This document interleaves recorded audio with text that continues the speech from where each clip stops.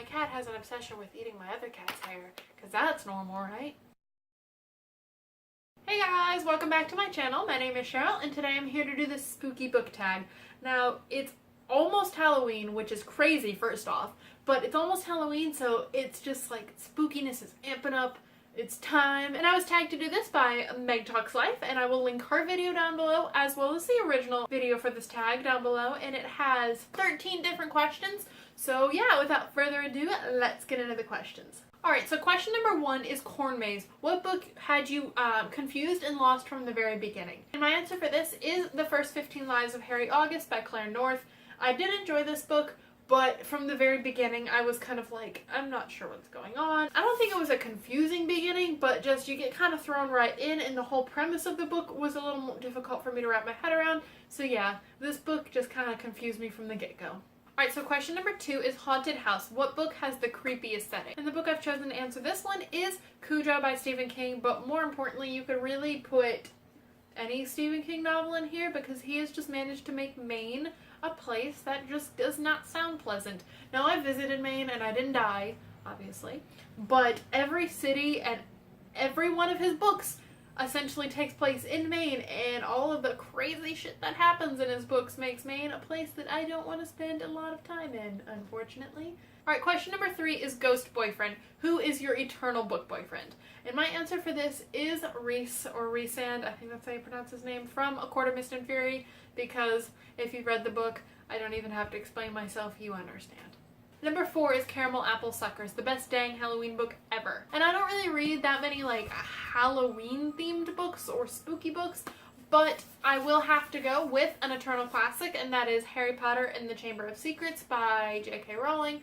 Really, any of the Harry Potter books, they get really dark later in the series, but this one, Milo, stop it! But this one has the Death Day party, and it's very Halloween centric, and the thought of the snake going through the walls, or the basilisk, I'm sorry, going through the walls. These other elements I think make this book one of the creepiest in the series, so I think it is perfect for Halloween, and also Harry Potter is perfect for any time of year, let's be honest.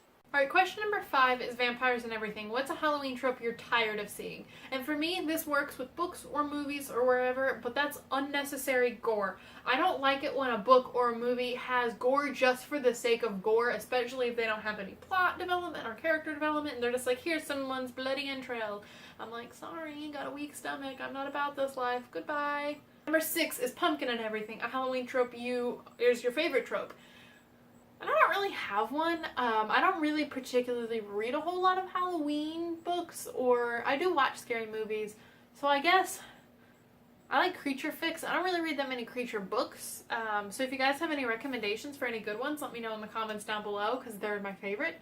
But yeah, during Halloween and stuff, I absolutely love creature fics. Question number 7 is Evil Incarnate, the most evil villain, and I actually have 2 answers for this one. The first one I have is Queen Lavanna from the Lunar Chronicles series. If you've read the series at all, you know she's a bad bitch.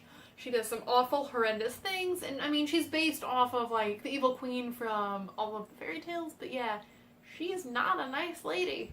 She's very evil. And the second option I have for this is the evil queen from the Throne of Glass series, or specifically Empire of Storms. If you've read this book, especially the ending, you know what happens.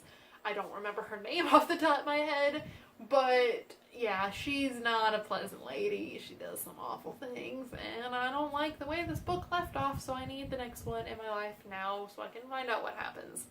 Question number 8 is a Ouija board, a book that messes with things you don't want to be involved with. And my answer for this is Flowers in the Attic by V.C. Andrews. Alternately, you can hold out pretty much any of her other books.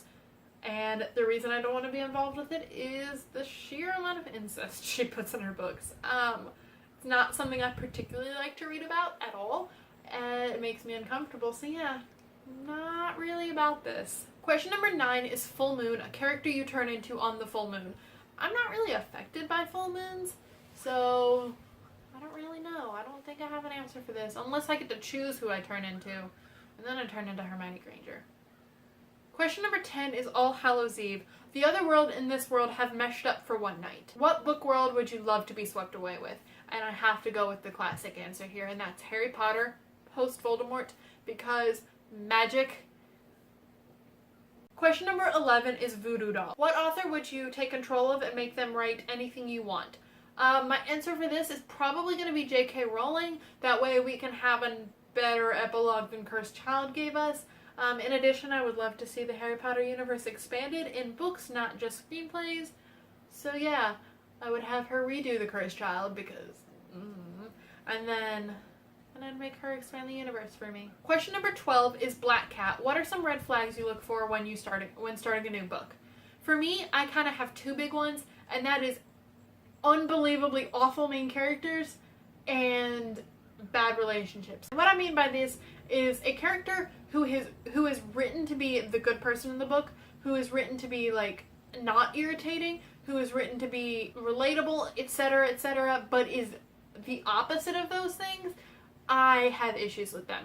Now, if our main character is morally gray, if they're supposed to be irritating, if they're like that kind of stuff, that's fine. I'm okay with that. I'm okay with unreliable narrators, and that doesn't bother me. But if a character is supposed to be like the good person, and they're supposed to be relatable, and you're supposed to like them, but they're irritating as hell, then I have an issue, and that's usually when I don't continue reading the book.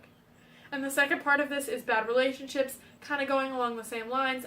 If a relationship is written in a way that's supposed to be bad, if it's supposed to be toxic, etc., that's fine.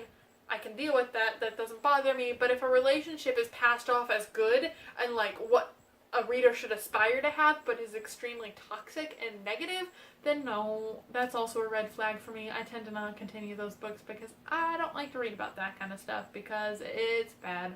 Question number 13 is Witch's Brew, a book that has a lot of different components, but the end result was magical. And I had a hard time coming up with an answer for this one, but eventually I went with The Rose and the Dagger by Renee Ahdieh. This book had a lot of different elements in it, a lot of different, especially magical elements, that you weren't quite sure how it was all going to tie together at the end. I think Renee Ahdieh did a very good job tying in all of these weird components and all these different things she did with the story. And the last question is just kind of an open one, and that's tag people. I tag anyone who wants to do this tag. Let me know in the comments down below if you decide to do it, because these questions were super fun and I would love to see everyone's answers to them. So yeah, those are all my questions to the spooky book tag. Let me know in the comments down below if you agree with any of these, and definitely let me know in the comments down below if you have done this tag or if you're going to do this tag. And don't forget to link me to it because I want to watch everyone's answers. Don't forget to share, like, and subscribe, and I'll see you guys in my next video. Bye!